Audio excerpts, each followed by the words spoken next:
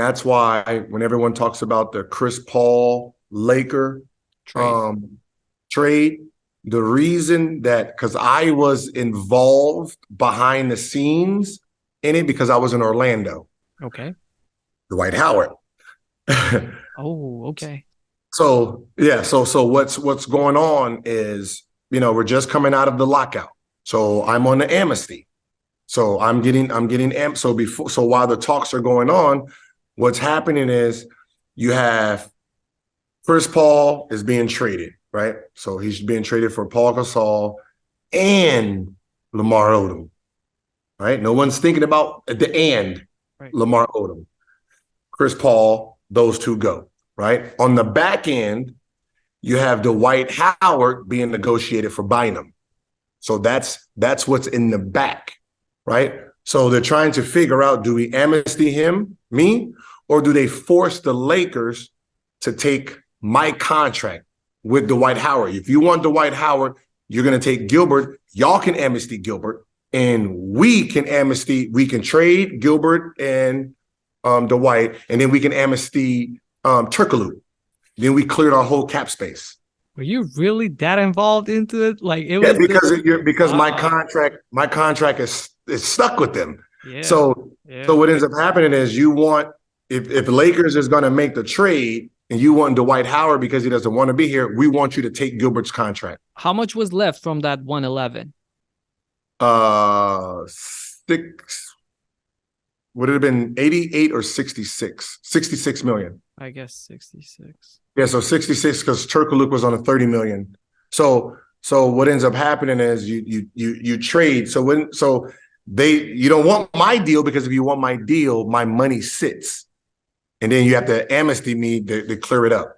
So what ends up happening is when they made the first part of the deal, Mark Cuban seen this. What he seen was when Chris Paul went.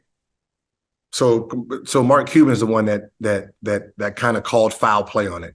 So when you have Chris Paul going, and then you have Kobe, if you make the Dwight trade, they amnesty me. What is left over is $24 million. So they have $24 million in cap space. Right. Back then, so now you have Chris Paul, Kobe, Dwight with an extra 24 million. At that time, 24 million, you're talking about they could have made a run for LeBron James as a Yeah. free agent. Because you got to remember when he signed over there, he signed, Contracts were not as big back then, so yeah. 12 million was the starting point. So you could have signed two max players, starting them off at 12. Now think about at the time we're talking about max. We're talking about LeBron James and a Bosh, right? You're talking about a Dwayne Wade and an Amari. So you're talking about two max players being added to the Lakers roster.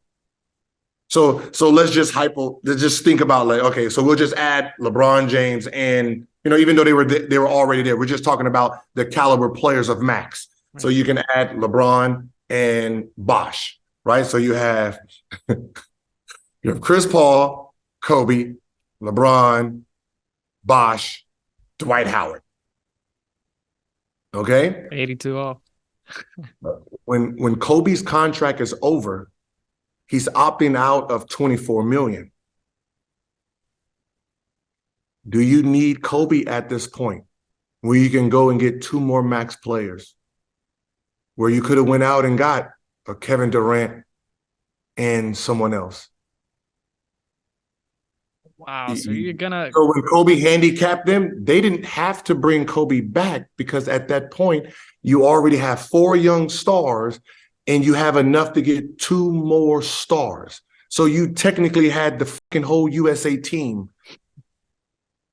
They would have been a dynasty for the next 10 years. Yeah. And that's what Mark Cuban seen. And it was like, that. No, he cannot go there. He cannot. That is cheating. You cannot give away your player. And that's what actually, threw the flag on there because they had too much money left over. They didn't care about Chris Paul and Kobe linking up. They had too much money left over from that deal. And that was the problem, that they can manipulate the next 10 years. It's interesting because the official reason that I've heard from, I don't know, either the commissioner or somebody linked with the league was that, you remember back then the team was owned by the league itself. Yeah, something happened where they didn't have an owner, and the team the team was owned by David Stern. And so the league as a whole did not like the package that they got for their team in return. So that's why they nixed the trade. Now that was the excuse, right? Yeah, that was the official reason. Yeah, back then. So why would the NBA care if they're the ones making the the trade? Yeah, right. They're making the trade and they're getting back Paul Gasol and Lamar Odom. Why wouldn't they want those two players? Right? Why would you want Lamar Odom and Paul Gasol at that time?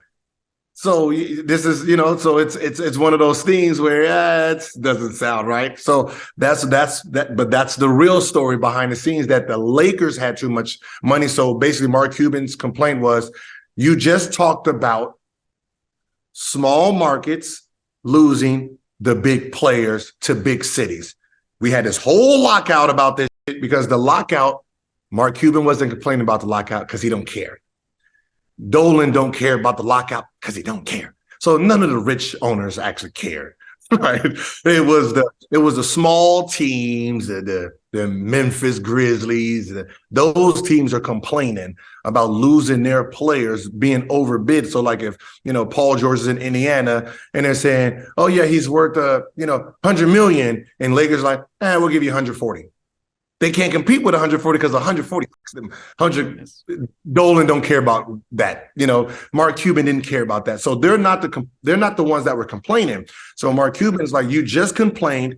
We missed these many games. I lost this much money. And you're going to do exactly what we were just arguing about, small market teams and this whole blah, blah, blah. And you just gave away a small market team. You just gave away your best player to a big market.